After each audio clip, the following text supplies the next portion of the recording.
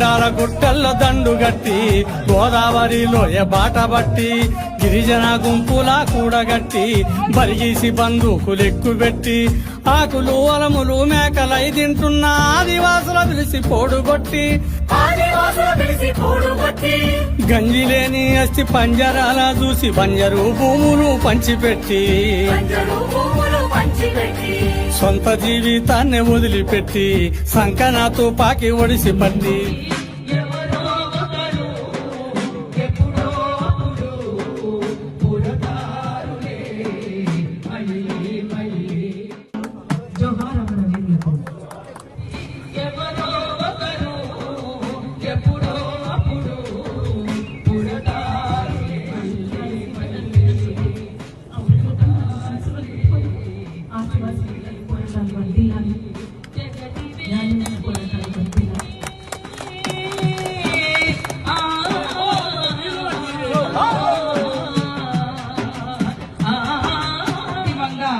మళ్ళీ ఎర్ర జెండా నుంచి పచ్చ జెండా పట్టుకొని ఆకుపచ్చ జెండా వెలుగులో మరణించడం జరిగింది.